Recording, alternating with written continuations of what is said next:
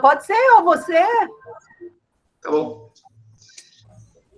Vamos Pode aí. ir, então. Tranquilo. Deixa eu botar aqui. Pô, esqueci de falar para o Mário Gondo, vou falar para ele. Que tem o doutor Henrique? Isso, quando ele entra conforme os participantes. É melhor não falar, não. Se ele não entrar, eu vou ficar triste aqui. Vai que o Henrique tá aí, eu não vou, não. Tá aparecendo aí, doutora? Tá. Quando puder começar, só me dizer. Bonitinho. Tá bom. Podemos começar, Edu? Então, beleza, vamos lá. Boa noite para todos. Para quem não me conhece, eu sou a Fernanda, sou a R4 da Hepato aqui da Unifesp, e a gente vai apresentar um caso hoje aqui do nosso ambulatório. Trata-se de um paciente do sexo masculino de 59 anos, natural de Betim, de Minas Gerais, procedente de São Paulo, aposentado, mas anteriormente à aposentadoria ele era vigilante, solteiro. Ele, na verdade, ele veio encaminhado para a gente assintomático, ele veio encaminhado para a Garrinha, onde ele faz segmento, devido à alteração de enzimas hepáticas. Então, qual é a história dele pregressa, né? Ele é um transplantado renal, ele fez esse transplante em 2013 por doença policística, foi um doador cadáver, e previamente ao transplante ele passou por hemodiálise de 2009 a 2013. Então, ele fez 4 anos de diálise para depois ele transplantar. De comorbidade, ele é hipertenso, ele nega tabagismo, nega etilismo, nega o uso de drogas ilícitas. Ele tem uma história importante epidemiológica, porque ele é natural do interior de Minas Gerais. Ele tem uma história importante, extensa, de banho de rio durante a infância e adolescência, banho de rio e lagoa. E nega demais comorbidades, a não ser a hipertensão. Ele, de medicação, no momento da primeira consulta, ele estava usando tacrolimus 1 em 1, 2 mg dia, azatioprina 150 mg dia, a prednisona 50 mg dia, o Bactrim 480, a furosemida 40 mg dia, a hidralazina 50 mg dia e o omeprazol 20 mg dia. De exame físico, então nessa primeira consulta, em abril de 2018, ele tem os sinais vitais bons, era uma pressão de 130/90, 78 de frequência, um peso de 86, mas ele é um paciente bem alto, ele tem 82, então acaba dando um IMC de 26 e 14. O geral dele é um bom estado geral, ele é uma cruz, na verdade seria meia cruz de icterícia, menos que uma cruz, bem pouquinho, clorado hidratado, acianótico, desculpa ter escrito errado, e eupineico. O exame físico geral dele, ele tem presença de telangiectasias em tronco, e ele estava com curativo em lábio e ouvido direito, pelo lado de fora, assim, devido a 2 exéreses que ele fez de lesão suspeita que ele fez pela dermatologia aqui da Unifesp também. Exame físico cardiológico respiratório normais, o abdômen dele, um abdômen atípico, ruídos hidroaéreos presentes irregulares, enxerto renal palpável em flanco direito e indolor. Eu não tenho o restante do exame físico dele da primeira consulta, porque não fui eu que fiz. Então, é uma revisão de prontuário. As extremidades também nada digno de nota. Ele traz exames para a gente, ele já trouxe esses exames para a gente, os exames que estão alterados. Eu posso mostrar os exames agora ou eu paro agora e depois eu mostro? Doutor, o que o senhor acha? Vamos ver o motivo do encaminhamento. Eu também acho. Então, ele traz esses exames aqui para a gente.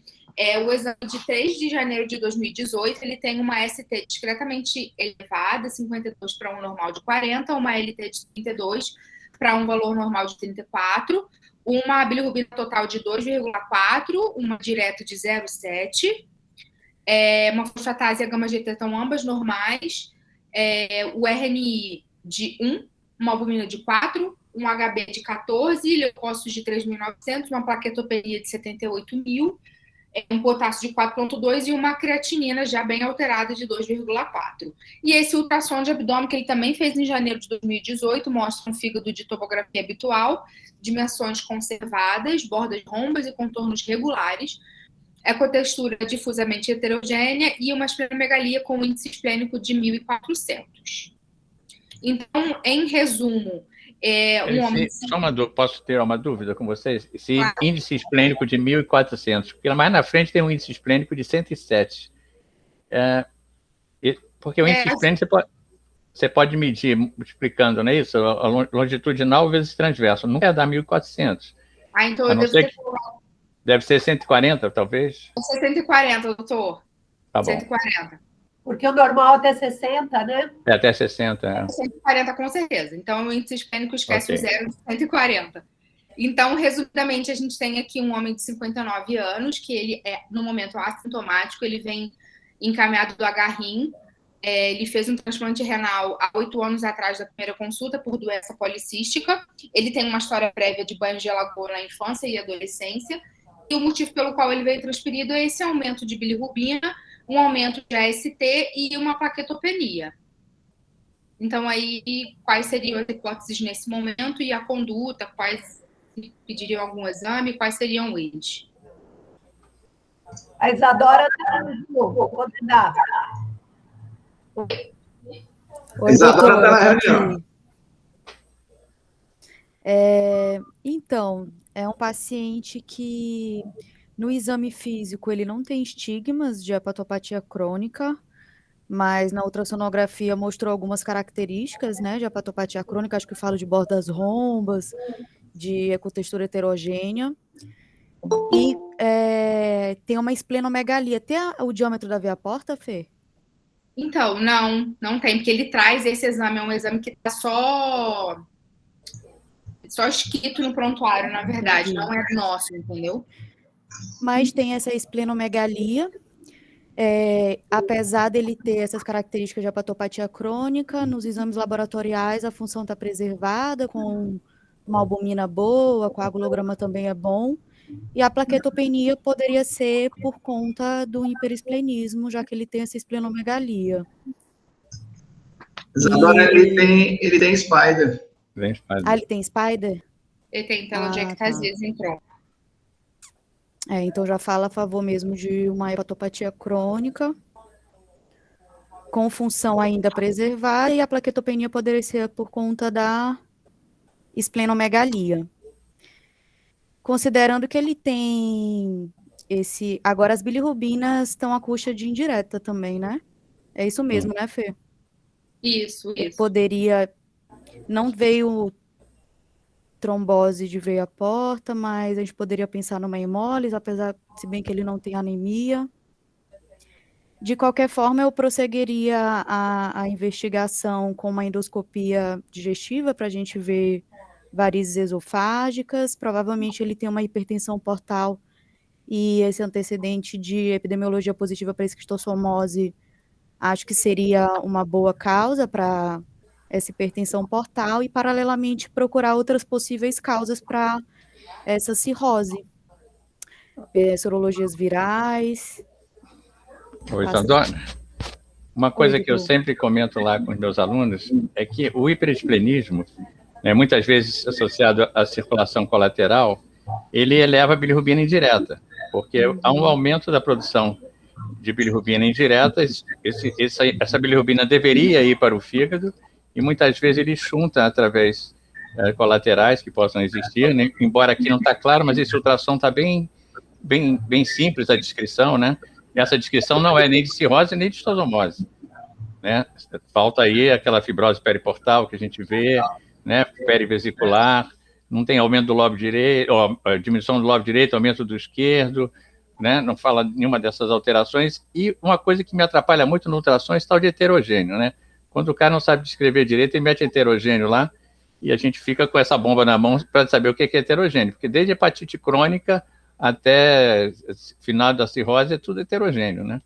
Então, assim, eu acho que essa hiperbilirrubinemia pode ser por conta desse baço muito grande, tá? Há um aumento da produção de bilirrubina indireta, pequena, mas pode ser que tenha um shunt, eu não tenho certeza até então aqui, porque não foi feito com Doppler, né? Então é difícil de ver, mas é possível que tenha. Agora, ele não tem, assim, uma clínica exuberante de cirrose, né? Obviamente, ele não tem. Ele tem essa aranha, essa telangiectasia, mas ele não tem nenhuma complicação da cirrose até então, né? Não tem história de hemorragia digestiva, não tem história de cefalopatia, não tem ascite, né? Então, essa história da histosomose tem que ser valorizada, mas vamos seguir, acho que tem que ir para frente aí. Só uma coisinha, Fernanda, você conseguiu o resultado de exames da época do transplante? Como é que ele era? Não, em relação às doutora, plaquetas, em relação... Não, a gente não tem. A gente só tem esse exame de agora. Porque, assim, agora, da primeira consulta dele. Ele só veio com a garrinha transplantar e passou a acompanhar. Isso.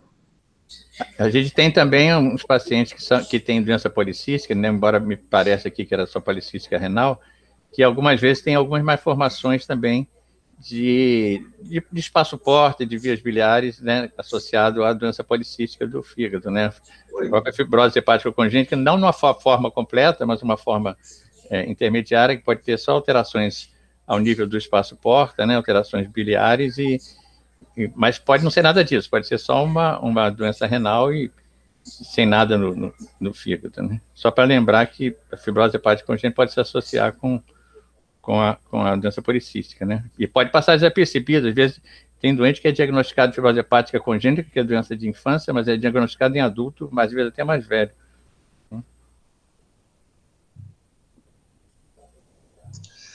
Gama, quer falar alguma coisa, Gama? Você concorda com a Isadora? Concordo com a Isadora e com o doutor Henrique Sérgio.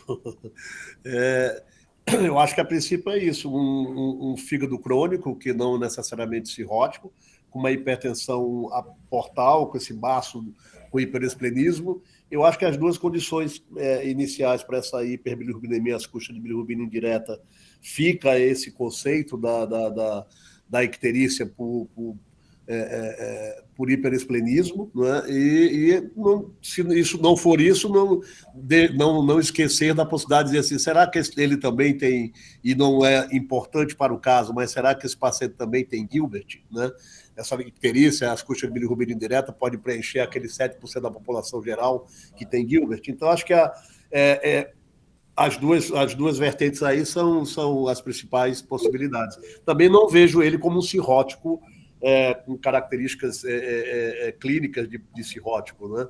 E é um paciente que vem usando aí uma série de medicamentos imunossupressores, e a gente tem que começar a lembrar, né, da repercussão dessas drogas no fígado, né, versus desfechos para doenças crônicas que não necessariamente sejam cirróticas, né?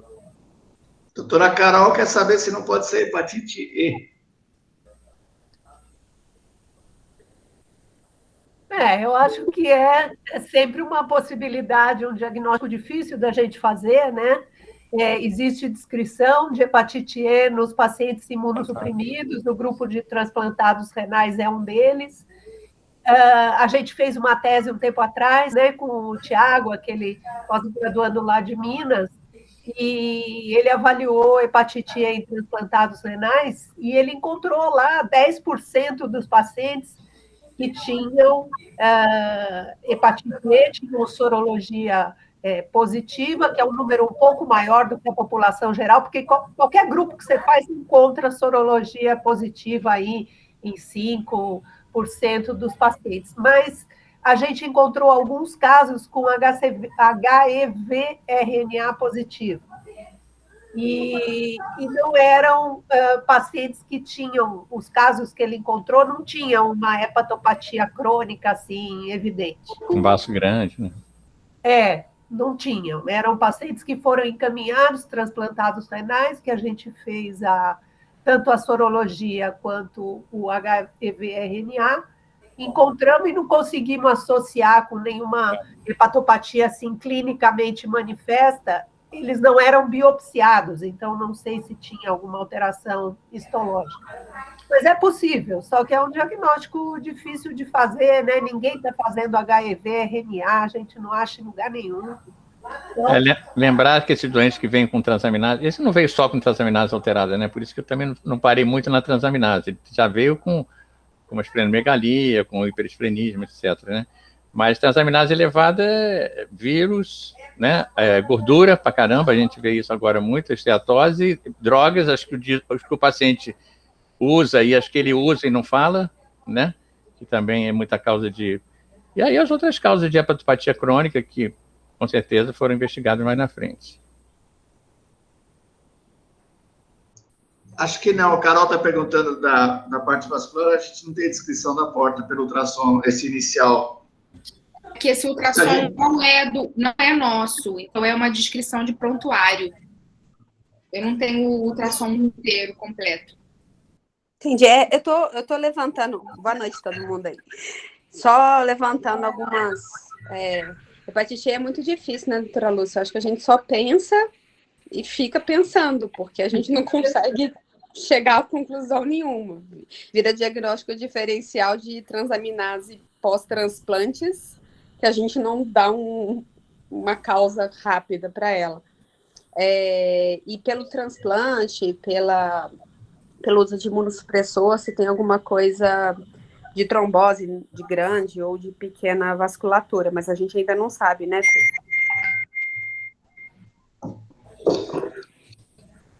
Vamos em frente, Fernandinha. Vamos em frente. Já, doutor. Então, nessa primeira consulta, a gente acabou pensando da mesma forma que todo mundo falou, que a Isa falou, e pedimos alguns exames.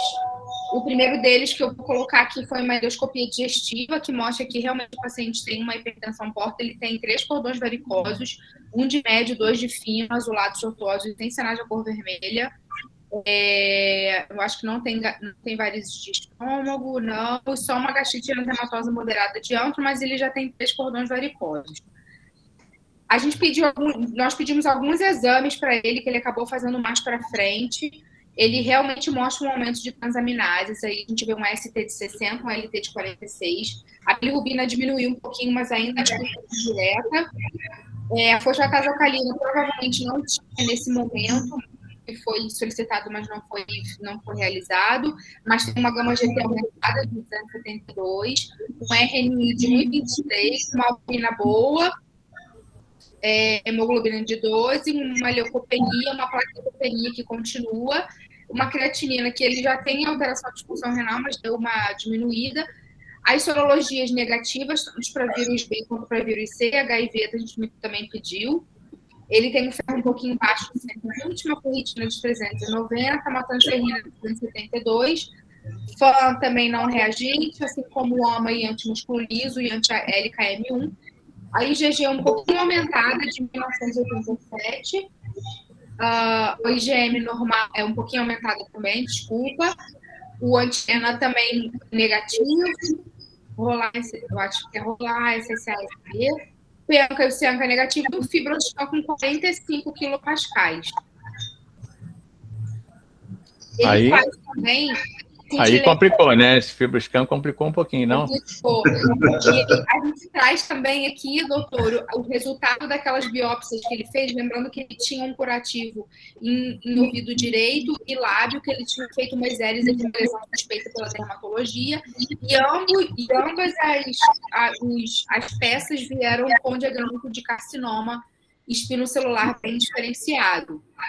Então, aqui, com esses resultados que a gente tem, se alguém quer ir para algum lado... Vamos voltar para a Isadora. E aí, Isadora? Os exames ajudaram ou atrapalharam? Pois é, doutor, esse fibroscan agora, a gente que estava até então achando que não pudesse ser um paciente com uma cirrose, já fala a favor de uma doença hepática mais avançada, né? E assim, a princípio, as transaminases estão elevadas, mas não tão elevadas para estar causando uma superestimação desse valor, mas mesmo assim, se estivessem, é um valor bem aumentado.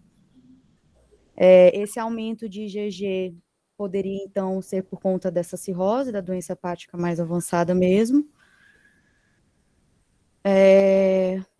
Agora, a princípio, foi descartado causas virais, eu ainda ficaria com a hipótese da esquistossomose.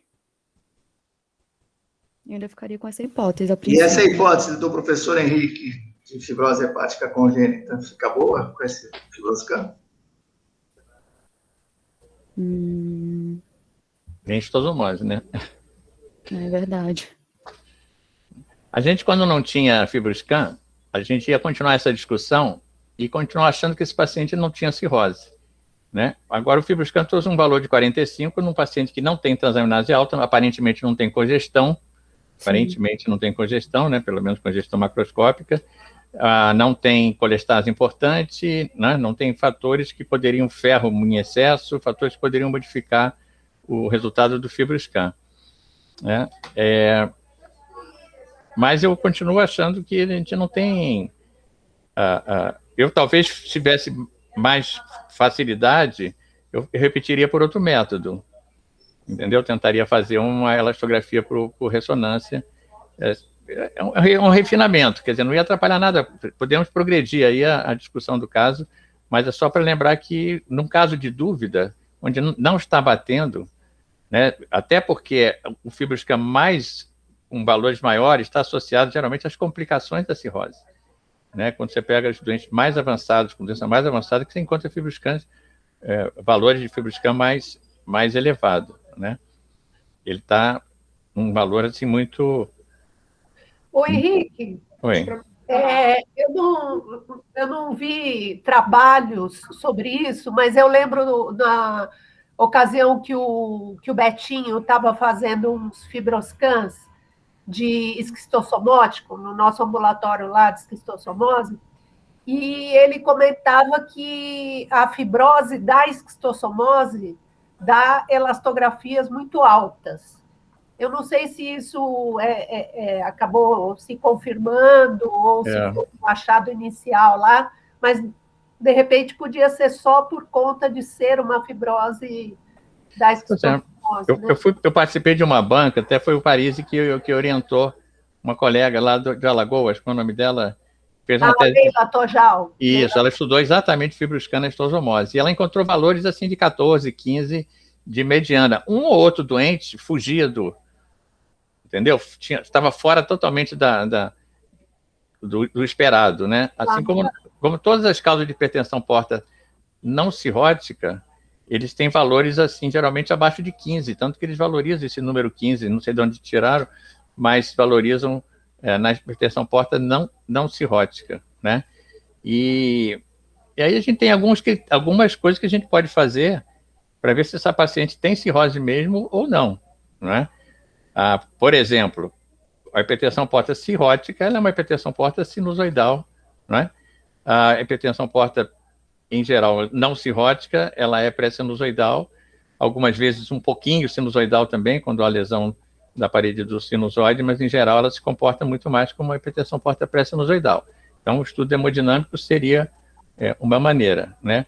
O Doppler, um outro ultrassom, né, mais de raça, né, como é que a gente chama, poderia, com Doppler e prestando atenção desses aspectos da fibrose, né, e tamanho do fígado, porque uma característica que separa bem a esquistossomose e a hipertensão porta não cirrótica da cirrótica é que os dois podem ter aumento do lobo esquerdo e atrofia do direito, mas, em geral, você não tem atrofia do caudado na hipertensão porta, e na cirrose você tem um aumento, na cirrose você tem um aumento do caudado e do lobo esquerdo, e uma redução do direito.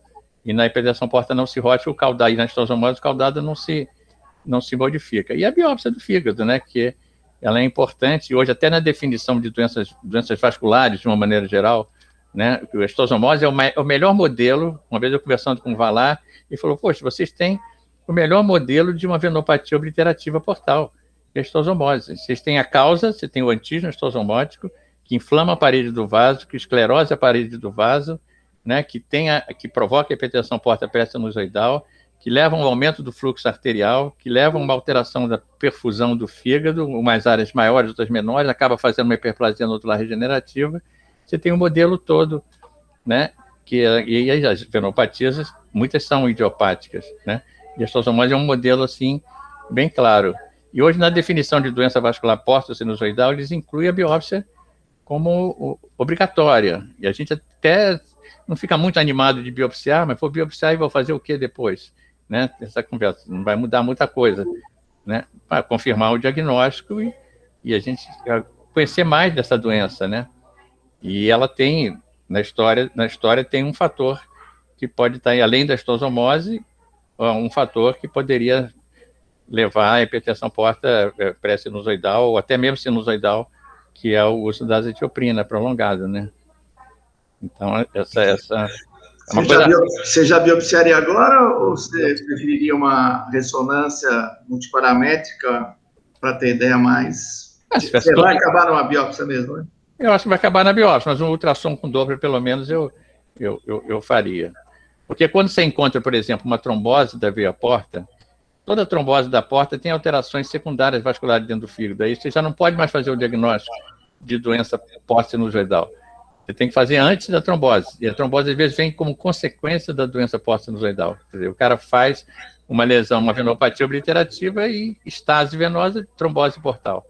Não é? E aí, mas se você tem uma trombose portal de outra etiologia também, o fígado vai ter pode ter as mesmas alterações vasculares, mesmo que a trombose seja primária. Então, acho que o ultrassom com Doppler seria bem interessante para a gente prosseguir. Então, a gente está bem, não tem que correr com os exames. Sim. A gente pediu ultrassom com Doppler, segundo os dados do prontuário, só que o paciente tinha um pouquinho de dificuldade nos exames. E a gente vai ver também que a gente pediu mais cedo a biópsia, mas também tiveram algumas dificuldades ao longo do caminho, então ficaram esses 2 exames pendentes. Tá. Alguém quer perguntar alguma outra coisa para o Henrique? Para a doutora Lúcia, para o Gama? Eu acho que só comentar, né, que esses carcinomas espinocelulares são super frequentes, né, no paciente imunossuprimido, né? É a primeira causa de neoplasia nesses pacientes, então é até um achado meio habitual e não deve ter, assim, relação nenhuma com o que nós estamos conversando, porque é uma neoplasia ali, ela é agressiva localmente, né, mas ela não vai dar nenhuma manifestação outra, né?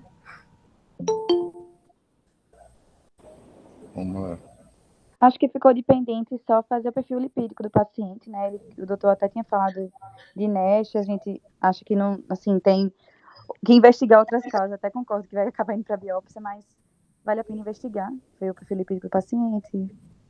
Desculpa, Lívia, sua voz está baixinha. Dá para escutar agora? Acho que é o celular. Falando do perfil lipídio, né, para excluir doença metabólica do fígado, né, como causa. Né? O próprio FibroScan, não sei se falou alguma coisa de esteatose, né? Mas esse doença não tem, aparentemente, ele não tem um perfil muito. Acho que é sobrepeso, muito né? Claro, metabólica, né? Ele é sobrepeso e é um peso. Sobrepeso. Vocês estão. Diabetes, né? 1,83 m, 86 kg, tá de bom tamanho, né? Eu também achei.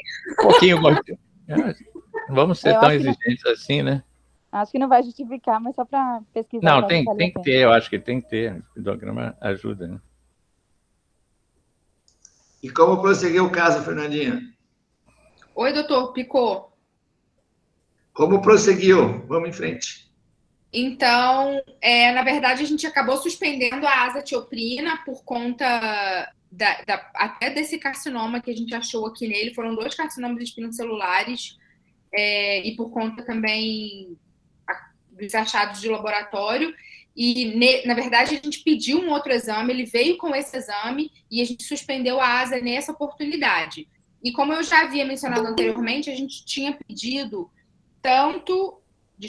a gente tinha pedido já tanto a biópsia, como o doutor sugeriu, quanto o ultrassom com Doppler, só que a gente encontrou alguma dificuldade para o paciente acabar fazendo esses 2 exames, mas ele, enfim, acabou fazendo tanto o ultrassom quanto a biópsia. Então, ele vem com esse ultrassom nosso aqui, que foi um ultrassom já de 2019, ele vem, então, com fígado com forma de dimensões normais, contornos serrilhados e a textura difusamente heterogênea, sem a caracterização de lesões focais, uma veia porta pérvia de calibre aumentado e fluxo hepatopetal. Alguém perguntou da veia porta, então ela tinha um calibre aumentado mesmo, apresentando velocidade de 25,4, veias suprahepáticas pérvias e com faceidade preservadas, veia esplênica pérvia de calibre aumentado, sem sinais de dilatação de vias biliares intraextrahepáticas, circulação colateral periesplênica, uma vesícula hipostendida, sem cálculo,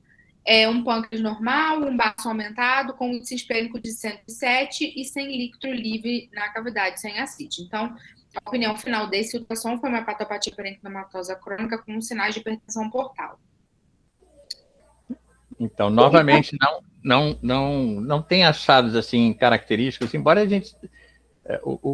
eu assisto algumas aulas lá que o Edmundo dá, e ele mostra cada ultrassom espetacular, que eles fazem um diagnóstico lá de fibrose histosomótica, classifica pelo ultrassom, né, e encontra realmente fibrose bem caracterizada no ultrassom, e fibrose acompanhando os ramos da veia porta dentro do fígado, fibrose perivesicular, isso tudo não foi encontrado aqui, né? Lógico que esse fígado é um fígado irregular, heterogêneo, mas parece mais aqui de hipertensão portal mesmo. Vocês vejam que na veia suprahepática, por exemplo, quando ela mantém as fases preservadas, é que o fígado não está muito duro, senão ele portaliza a veia hepática. Quando o fígado está muito duro, né, em vez de você ter os três batimentos, você tem elas portalizadas, com um fluxo mais contínuo, né, porque o batimento cardíaco não são transmitidos para o fígado, né. Isso é uma coisa interessante em relação à fibrose. A fibrose histosomótica, quando você compara com uma cirrose, histopatologicamente falando, né, você tem aquelas cirroses com septo largo, aquelas cirroses é que dão valores muito altos de FibroScan, né. A histosomose, às vezes, a gente vê uma fibrose muito acentuada nos espaços porta, mas não tão acentuada no parênquima, né. Às vezes tem um septo que ainda passa e tal, mas não é tão acentuado. Então, por isso que os valores, eu imagino, sejam um pouco mais baixos, né. Em relação à etiologia, aqui não ajudou muito, ajudou a continuar com a hipótese de hipertensão porta. Temos um fator aqui, a azetioprina, deu uma melhorada importante nos parâmetros hematológicos com a retirada, não sei se pode voltar aí, melhorou, parece, tanto os glóbulos vermelhos, brancos e a hemoglobina subiu, leucócitos, plaquetas, não sei se não é tão significativo assim, mas curiosamente subiu, né?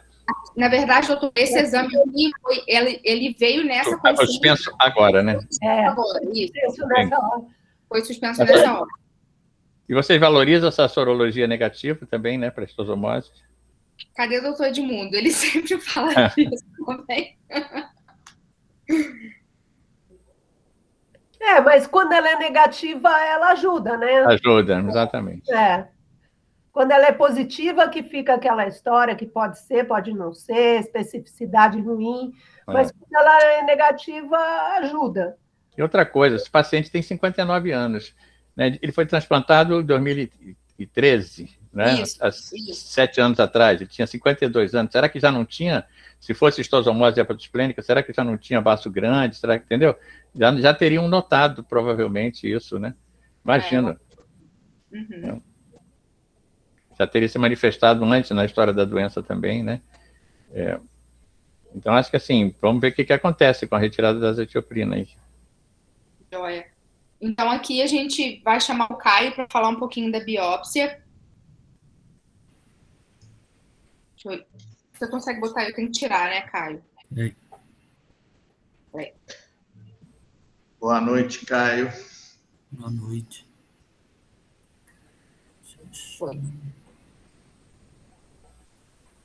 Então, vamos lá. Acho que aparece, né? Apareceu já. Então, em relação à biópsia, eu tenho eu tenho 2 amostragens, né? Eu tenho uma biópsia de 2019 e depois eu tenho uma biópsia em 2020. Então, eu juntei as 2 aqui.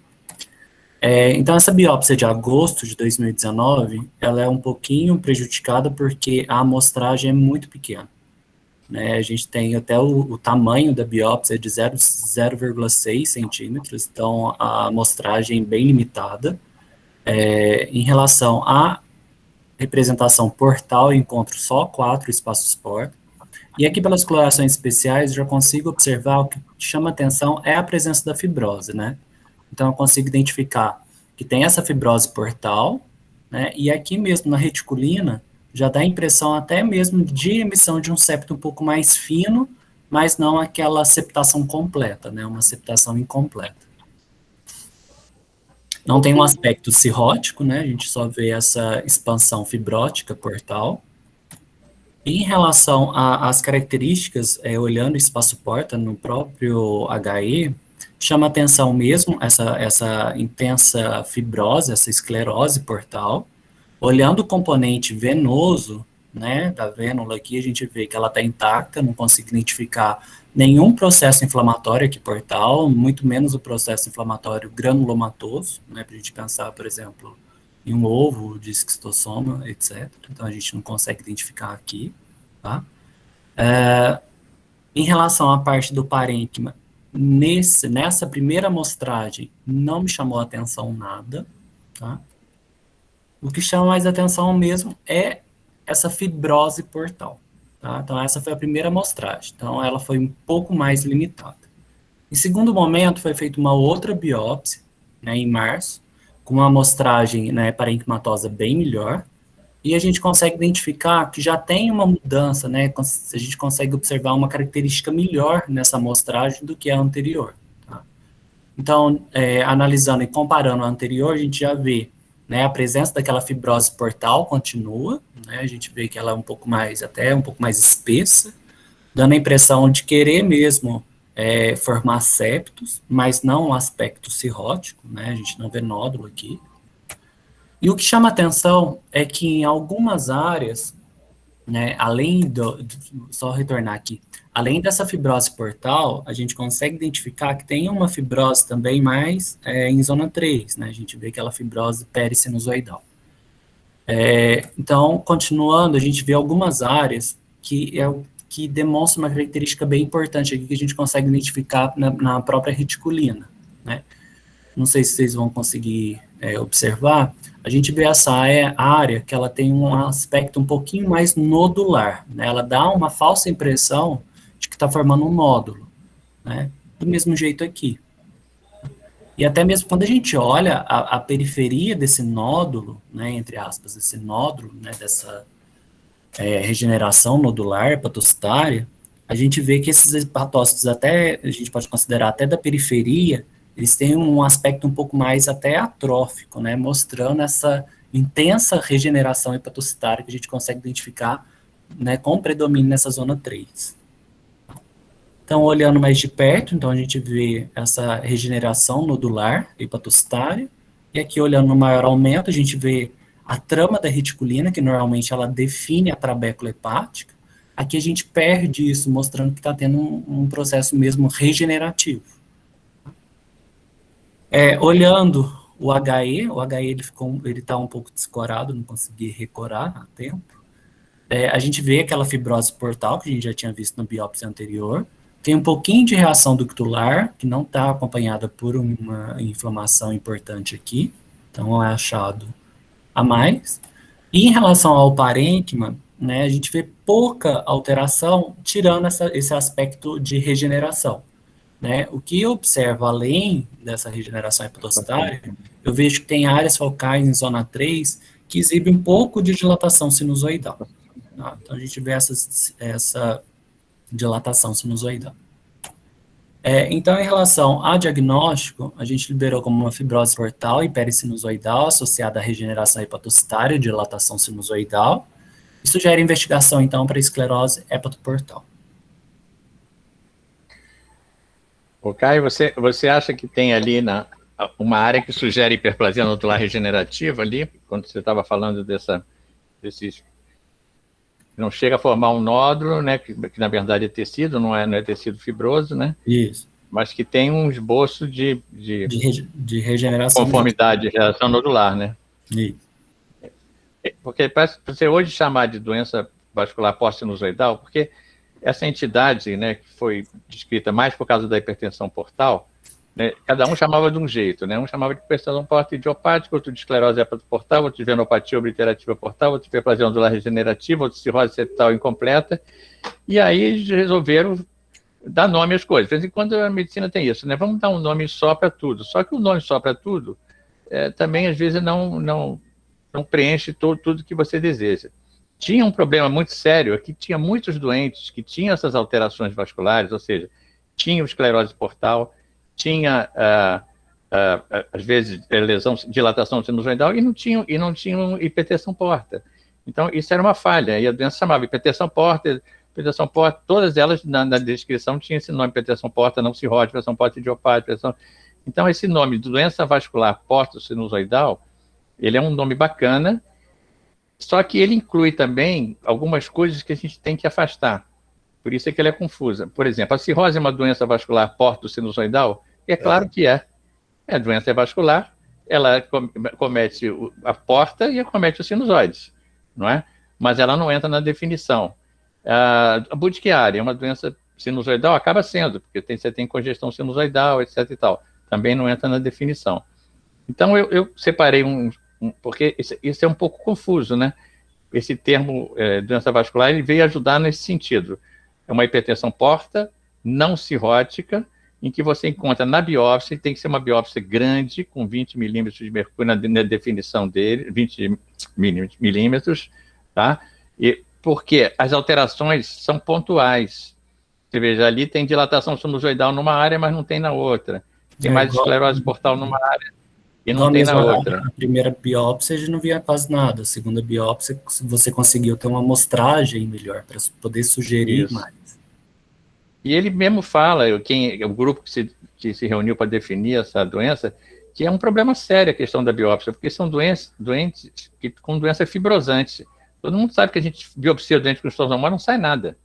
Sai um fragmento bem ruinzinho e a gente acaba não fechando o diagnóstico de estosomose com facilidade por conta disso, né?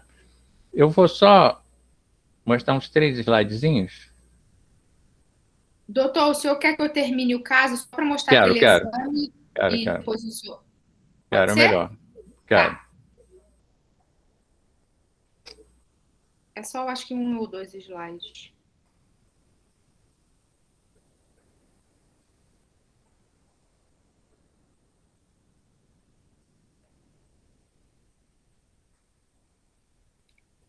Então, aqui, só para a gente ver como é que ficaram, depois desse diagnóstico, dessa biópsia do Caio, como é que ficaram os exames do paciente quando a gente suspendeu a azatioprina, que era uma das hipóteses da dietologia que a gente tinha para essa hipertensão portal. E a gente vê aqui, como o doutor até falou, ele realmente normalizou as transaminases.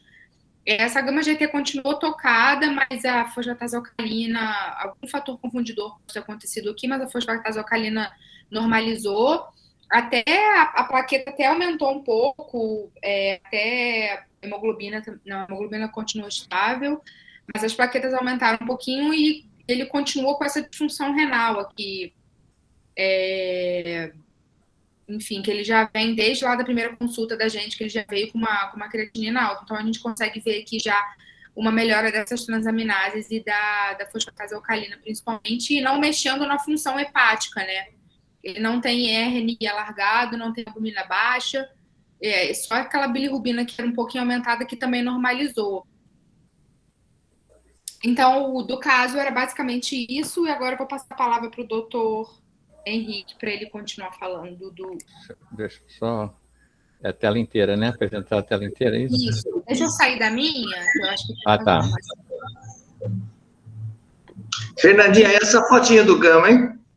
Você viu? Eu gostou, é porque ele estava sem foto. Ô, Fernanda, eu ia fotografar agora, Fernanda, tu tirou. Peraí, eu vou botar Fiquei emocionado. Bota aí. Peraí, eu vou botar de novo. Eu acho que eu fechei, mas eu abro aqui. Peraí. O doutor Gama tá sem foto. Aí eu falei, gente, olha como é que ficou bonito. Olha. Vai, doutor. Aí, Fernanda. Super chique, gostei. Elegante, né? Elegante. Foi algum minuto da ciência, eu acho. Mas, doutor Henrique. Sim. Nesse momento, com o diagnóstico de esclerose portal ou doença vascular porto-sinusoidal, a sequência da investigação para trombofilias seria recomendada? Então, hoje em dia a gente sempre faz, né? Você diagnosticou doença vascular porto-sinusoidal, você sempre faz, embora, vejam bem, esse paciente já viveu bastante, não é? Já passou por cirurgia, já fez transplante, e nunca teve trombose nenhuma na vida, né? Então, assim, é pouco provável que esse exame vai... Né? A única, e como a doença é vascular, chegou-se a especular se o tratamento dessa doença não deveria ser um anticoagulante. Isso. Mas até hoje, ninguém fez um estudo nesse sentido, exceto naqueles que têm trombofilia. Então, eles fazem a trombofilia, se tem, usa anticoagulante, se não tem, não usa nada. Geralmente, o prognóstico é muito bom, principalmente nesse caso aí da azatioprina, né? E parece que há... Tem muitos pacientes, quer dizer, muitos, eu vou até mostrar uma estatística, eu falei assim, será que isso é muito comum? A gente sabe, eu tenho caso de hiperplasia nodular regenerativa, com hipertensão porta, com uso de azatioprina em pacientes com doença de Crohn, mas assim, eu não tenho ideia se a frequência com que isso ocorre, né? Então, eu vou mostrar aqui uma... Mas o senhor incluiria ainda essa denominação hiperplasia nodular regenerativa para falar de doença vascular? Não, eu falaria doença vascular porto-sinusoidal. Perfeito. Tá? Porque no mesmo paciente, veja um exemplo da oxaliplatina, por exemplo, você pode ter doença venoclusiva, você pode ter só lesão endotelial do sinusoide com descamação sem lesão, você pode ter a venopatia obliterativa portal, não é? Então, ora vai predominar a hipertensão porta pré-sinusoidal nesses doentes, ora pode parecer até uma cirrose, porque quando ele lesa o sinusoide, ele vai fazer uma hipertensão porta sinusoidal. Então, a doença pode ser em qualquer vaso, né, de dentro do... que geralmente é poupado são as arteríolas, mas as veias e os sinusoides são geralmente acometidas, né? Essa aqui não é para levantar a mão, essa aqui é a tela inteira. Onde é que está o meu... Será que é aqui? Doutor, aí só coloca a tela inteira, aí só tem que clicar uma telinha que aparece e aí clica em compartilhar. Depois de clicar na telinha. Mas a telinha não apareceu. A telinha está aqui, então, mas não tem... Clica na telinha e depois em compartilhar ou share, se tiver em inglês. Não tem... Abriu aí? Ainda não. O PowerPoint está aberto? O PowerPoint está aberto aqui. Tenta de novo lá, no apresentar agora. Aí a tela inteira. Daí clica nessa tela que está aparecendo a gente. Vou cancelar isso aqui primeiro. Apresentar agora, a tela inteira. Isso, aí clica nessa telinha que está aparecendo a gente. Uma telinha e depois que tem lá no meio. Compartilhar ou share. Aí compartilhar. Aí. Pronto, estou apresentando a minha tela. Cadê minha tela? Isso é uma dificuldade baby boomer. Apareceu? Baby boomer. Apareceu, doutor. Agora é só clicar em ocultar. Opa. Só voltar lá. A gente está vendo sua tela. Voltar lá para o PowerPoint. Isso. Se o senhor puder clicar ali em ocultar, para não ficar em cima de nada. Aí e aqui olha só. Então, é só conceituar esse termo, né? Doença vascular pós-sinusoidal, porque ele virou uma nova terminologia. Né? A gente está falando de coisas que já existiam, só que existiam com esses nomes todos aqui, ó. Venopatia obliterativa portal, hiperplasia regenerativa nodular, que, na verdade, são aspectos de uma mesma doença. Você pode ter no mesmo fígado venopatia obliterativa e hiperplasia. Isso aí não pode ser chamado como nome de doença. Isso é um aspecto histopatológico. Doença vascular pós-sinusoidal, ele amplia o espectro da doença, porque inclui os pacientes também sem hipertensão porta clínica que apresentam esses achados histológicos. Aqui está representado, então, a venopatia, né, a esclerose portal, e aqui a hiperplasia nodular regenerativa. Mas eles valorizam muito biópsias hepáticas de bom tamanho e centrais, porque havia muita discussão entre dois patologistas olhando a mesma lâmina, se aquilo era uma doença vascular ou não era, né? E muitas vezes uma biópsia mostrava, a outra não mostrava. Então eles definiram que era importante essas três alterações estarem presentes. Esquece um pouco as outras. A venopatia obliterativa portal, tá? A hiperplasia nodular regenerativa e a cirrose incompleta, tá? Que seria aquele que faz fibrose, faz do septo, mas não completa o nódulo, né? Que tem vários exemplos disso aqui. E na lâmina também tem, que o Caio mostrou, né? Um septo que não fecha, né? mas assim, como não era um fragmento muito grande, a gente não tem ideia assim do geral. Agora, é uma doença com muita negativa, que nem tinha aquela esteatohepatite não alcoólica, né? Não pode ser incluída qualquer cirrose, então você tem que excluir cirrose. Então, não é cirrose, é uma hipertensão porta não cirrótica, o termo está correto, né? Também não incluir a hipertensão porta de etiologia conhecida. Se já tem uma doença que batiza aquela alteração vascular, a gente não usa doença vascular pós-sinusoidal na fibrose hepática congênita, na estosomose, nem na sarcoidose, tá? E exclui também as síndromes de obstrução de veias hepáticas e sinusoidais, a doença veno-occlusiva, a peliose, o Budd-Chiari, etc. E eles colocam essa definição. Então, o doente tem que ter uma biópsia com mais de 20 milímetros, sem cirrose, mais um sinal específico de hipertensão porta, tá? Ou uma lesão histológica específica de doença vascular, uma daquelas três, tá? Cirrose incompleta, venopatia obliterativa ou hiperplasia nodular regenerativa. Tá? Aqui eu fiz o seguinte, eu peguei um estudo falando da hipertensão porta idiopática, não cirrótica, em pacientes com doença inflamatória. Um cara tinha 1.419 doentes que ele acompanhava com doença inflamatória, né? Desses, 927 estavam em tratamento com alguma tiopurina, ou azatioprina ou sermercaptopurina. 689 tomavam azatioprina e 238 tomavam sermercaptopurina. Desse grupo, 63 pacientes, 6,8% do total, ou seja, dos 900 e pouco, tá? Desenvolveram uma hepatopatia, tá? E sendo excluído outras causas de hepatopatia. A maioria deles, dos 59 de 63, não tiveram hipertensão porta. Eram alterações laboratoriais que desapareceram, né, com a diminuição da dose ou a suspensão do tratamento, tá? 11 desses 59 pacientes tiveram diagnóstico de doença hepática gordurosa não alcoólica.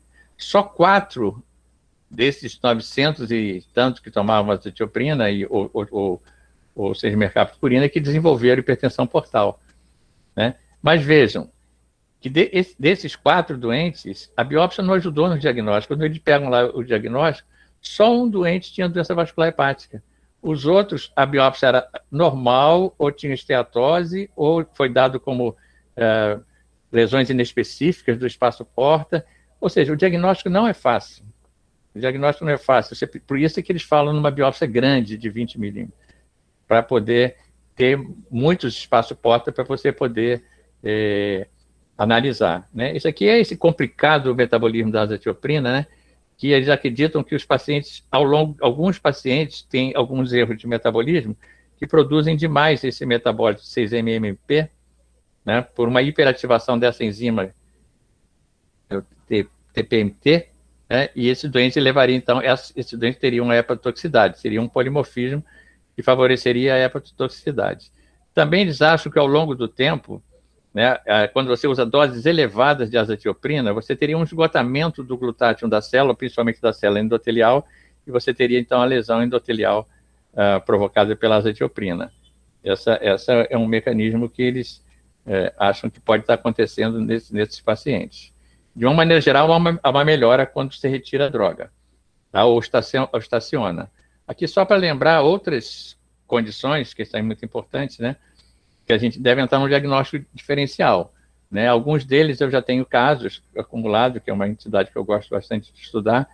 Por exemplo, DDI, pacientes com HIV que tomaram, geralmente história muito antiga, eles têm uma hipertensão, aparece com uma hipertensão porta, o que você encontra na história deles? Há 10 anos, há 12 anos ou mais, eu fiz uso do DDI, né? Arsênio eu não tenho, mas oxaliplatina a gente está vendo cada vez mais, né? Porque é muito utilizado no tratamento da metástase hepática do câncer de colo. As enfermidades autoimunes, porque a vasculite, ela pode ser uma venopatia, né? Por exemplo, a POEM síndrome, a artrite reumatoide, o paciente faria uma reação antígeno-anticorpo na parede da vênula hepática e faria, então, a venopatia obliterativa. Então, entre as causas que, embora outras situações, né, hepatite autoimune, que a gente tem que fazer diagnóstico diferencial, mas aparece, né? As trombofilias, algumas doenças genéticas, a síndrome de Turner, algumas síndromes de imunodeficiência adquirida, doenças hematológicas, linfoma, mieloma múltiplo, mielodisplasias, podem cursar com hipertensão porta não cirrótica. Essa daqui eu coloquei porque um dos mecanismos que as pessoas acham que pode acontecer é você ter infecções bacterianas repetidas, e isso lesar a parede da veia. Né? E tem casos relatados de hipertensão porta não cirrótica em indivíduos que realizaram a anastomose biodigestiva, né? Ou por colangite de repetição, lá o que seja, mas fica difícil você não acreditar que isso possa ser uma cirrose biliar, né, na verdade, né? E a idiopática, que seria a verdadeira, vamos dizer assim, porque antigamente chamavam de idiopática isso tudo aqui, na verdade não é idiopática, né? Isso aqui são venopatias ou sinusoidopatias, né, causada pelas doenças. E a idiopática é realmente quando você não encontra causa nenhuma, existe até um polimorfismo de umas formas familiares da hipertensão porta não cirrótica, que então é chamada de idiopática. Era só esses aqui mesmo. Isso aqui, então, quando pensar em doença vascular porta-sinusoidal, ela deve ser considerada nas seguintes situações: hipertensão porta com exame de sangue de função hepática normais ou subnormais, afastadas das causas usuais, causas mais comuns. Né?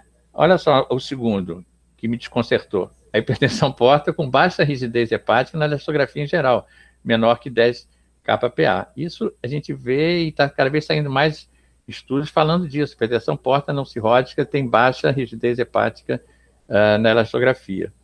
E essa aqui é uma coisa que a gente não tem muita coragem de fazer, são aqueles pacientes que têm anormalidades inexplicáveis no exame laboratorial hepático, que a gente já afastou álcool, droga, medicamentos fitoterápicos, né, vírus, afastou doenças colestáticas, autoimune, afastou doença, a gente também pensa agora em doença do glúten, né, doença celíaca, e o doente tem lá aquela transaminase, aquela gama-GT alterada, e eles têm um estudo mostrando que, assim, numa percentagem pequena, 8 a 10% desses pacientes biopsiados encontraram alterações vasculares compatíveis com doença vascular porta-sinusoidal, mesmo em doentes que não têm hipertensão porta. E o prognóstico desses doentes era muito bom. Eles, acompanhados por 10 a 15 anos, não havia evolução para hipertensão porta. Então, era só isso aqui. Mas, assim, acho que é um caso muito interessante, né? Que vocês mostraram. Muito bom. Obrigado. Muito legal. Como é que sai daqui? Isso aqui é só os aspectos histológicos, né? No livro é fácil, né? Quando a gente faz biópsia, não sai nada disso. Né? No livro a gente pega a melhor foto e capricha aqui na esfenopatia reiterativa, com vários raminhos do espaço porta, que se coram pelo antimúsculo liso aqui, né? Mostrando as alterações. Bem diferente desse espaço porta aqui, que é normal. Né? Agora eu vou andar rápido, eu vou sair dessa aula aqui. Caio. É só você fechar normal, aí eu volto lá para o Chrome e parar a apresentação. Parar a apresentação. Isso, pronto. Foi. Obrigado pelo ponto apoio de vista técnico. Parabéns, Henrique. É legal demais. Eu queria perguntar para o Caio, se ele ainda tivesse, a dificuldade de diagnóstico nessa situação é uma coisa que precisa ter bastante experiência para dar diagnóstico. Como é que vê esse diagnóstico? Acho que além de experiência tem que ter uma representação boa. Né? Porque o segredo fica aí. Né? A gente viu na segunda biópsia, na primeira biópsia, praticamente só o que chamou atenção foi a fibrose. Já a segunda biópsia, como a gente viu uma representação melhor do parênquima, aí você consegue achar os achados. Mas igual, a gente vê na literatura, são achados que não são patognomônicos. Você começa a juntar os achados e a parte clínica que vai, né, conseguir mesmo desvendar o que é mesmo essa doença, né? Mas os principais achados são isso, né? A gente vê aquela fibrose que chama atenção, depois começa a olhar a parênquima, aí o parênquima começa a ver esse aspecto regenerativo, depois começa a olhar se tem ou não dilatação sinusoidal. Até um dos achados histológicos que normalmente, né, a gente esperaria até encontrar, até com a doutora Valéria a gente já discutiu uma vez, que seria até a herniação que a estrutura da vênula no espaço porta, ela sofre. Então, ela hernia em sentido parênquima, mas a gente nunca viu isso. Então, é um dos achados que a gente nem espera encontrar, porque, igual ela falou, eu vi um na minha vida e olhe lá. Né? Então, é isso. Então, o segredo maior é a amostragem mesmo. Dois comentários.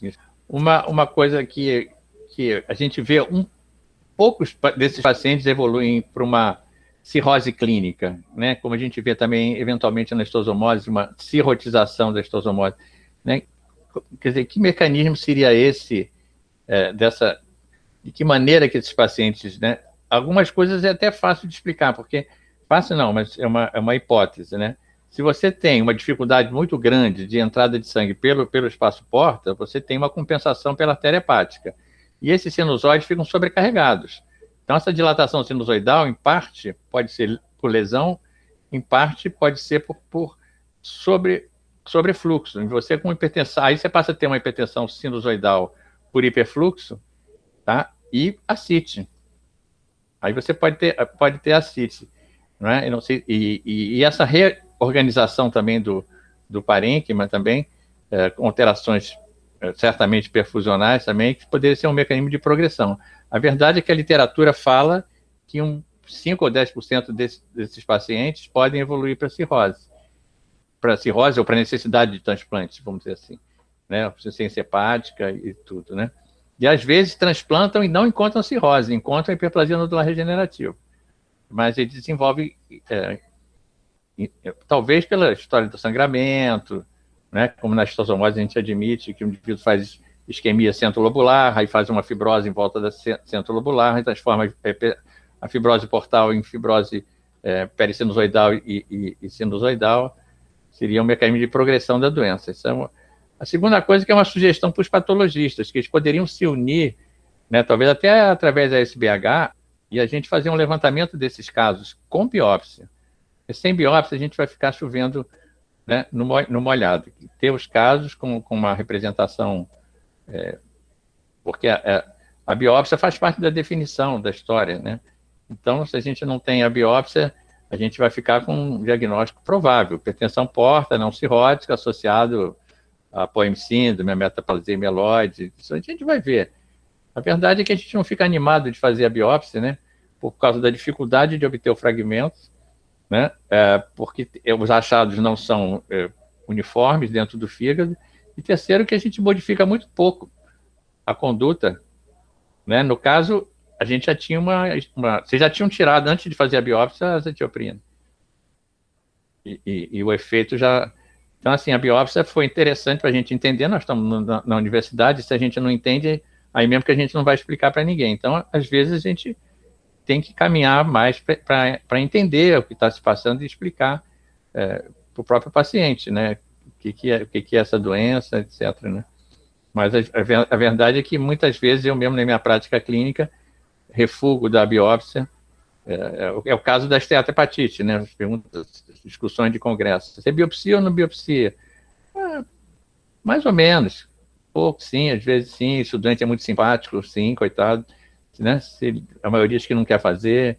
Falei, mas também não vai adiantar muito, o importante é emagrecer e tal. E quando tiver remédio, talvez tenha, né?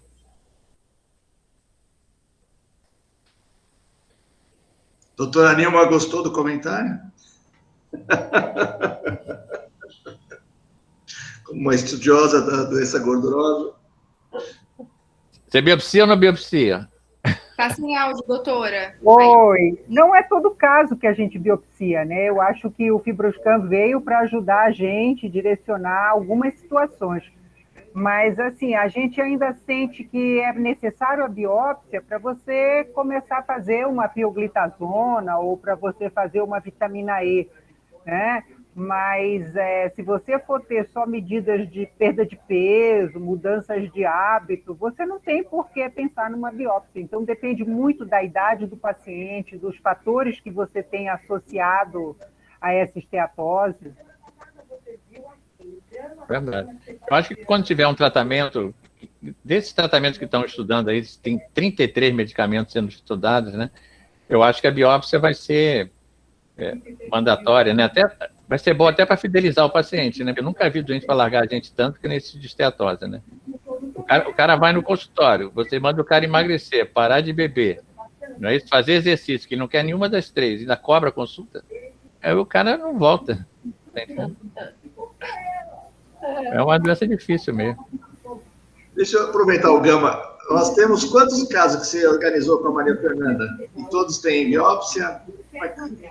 Nós tínhamos 3 casos.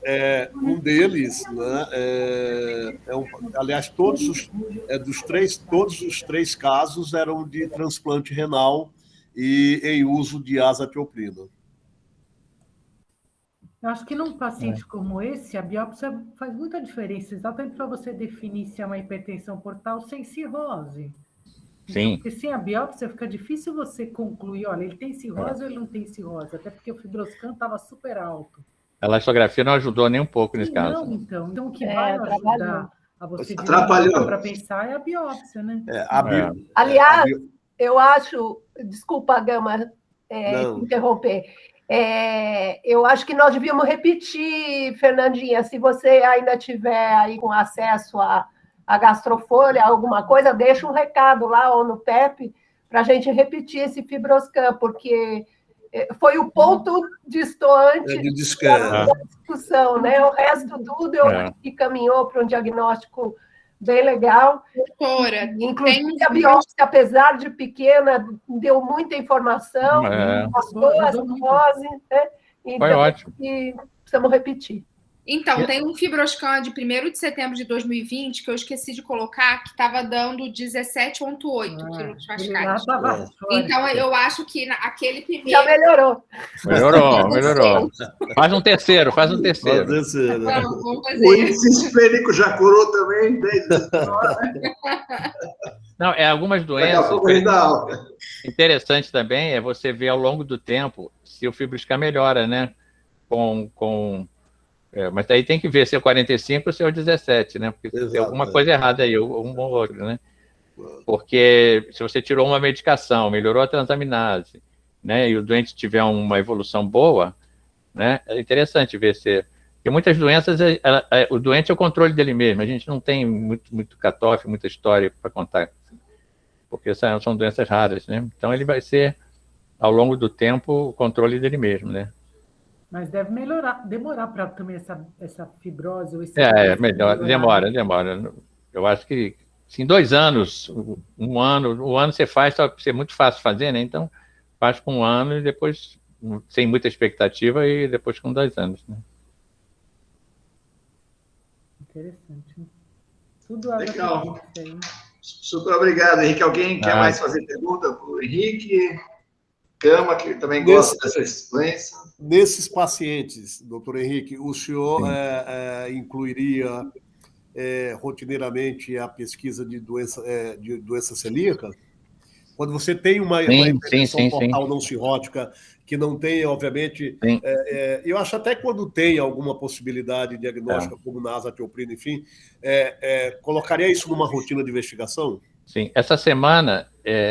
a sessão lá do Hospital que eu trabalho, de São Lucas, foi sobre doença celíaca e fígado. E mostraram um caso, que não foi, era um caso do Fundão, que mostraram na sessão, que era um paciente com doença celíaca sintomática, com diarreia, má absorção, e cirrose hepática. E que melhorou com a dieta de glúten, melhorou tudo. Assumiu a CIT, 1 ano depois, aí tem que acreditar um pouco, né? A biópsia também melhorou 1 ano depois. Então, assim, a hipertensão porta não cirrose, doença celíaca está nessa lista, não está na minha lista ali, mas já foi relatado casos, né, de hepatite autoimune, de alterações enzimáticas assintomáticas e tudo, e o interessante é que a maior parte das alterações melhoram com a dieta, né? Nós fizemos uma revisão hoje no final do dia com as colegas da especialização, e era exatamente fígado e doença celíaca, né? E quão importante, e esse ponto foi discutido, né, alguns relatos de casos na literatura, enfim, e da importância e de quanto eles melhoram com a dieta isenta de glúten. Algumas coisas muito interessantes foram comentadas, inclusive da resposta vacinal para o vírus da hepatite B em celíacos, que ela é muito menor do que na população geral, né? Eles podem ter uma taxa de não resposta que vai de 8% a 54%. Eu fiquei impressionado, né? Eu acho que nós temos um gap na hepatologia, que é o estudo das alterações enzimáticas hepáticas de baixo impacto, ou seja, aquele doentinho que tem 2 vezes a transaminase, 1,5 vezes a gama-GT, e a gente fica procurando a causa, às vezes faz um batalhão de exames e não acha nada, aí acompanha esse doente, e aí a gente tem que cada vez mais aparece alguma condição que a gente vai acrescentando. A doença celíaca é uma delas, não é? Que tem que entrar na nossa rotina, e a doença vascular. A doença vascular hepática que pode estar presente, não é? Perfeito. Muito bom. Excelente, Henrique. Ok. Eu tinha assistido essa sua aula num desses milhões de eventos aí que aconteceram esse ano, e eu achei muito legal te trazer para fazer esse apanhado, assim, porque essas coisas realmente estão mudando, mudou a classificação, mudou o entendimento, né? Então, foi muito legal a sua participação, adoramos. Obrigado. Sempre bom estar com vocês, tá? Quando quiser, Thomas Watts aqui. Legal, muito legal saber. E vamos chamá-los até para discutir outros casos. Vamos. Com certeza. É o que eu gosto. É o que eu gosto de fazer. Tá Valeu, bom? gente. Valeu. Boa noite. Boa Bom noite. jantar. Obrigado, Henrique. Um abraço para todos. Tchau, querido. Até qualquer hora. Tchau.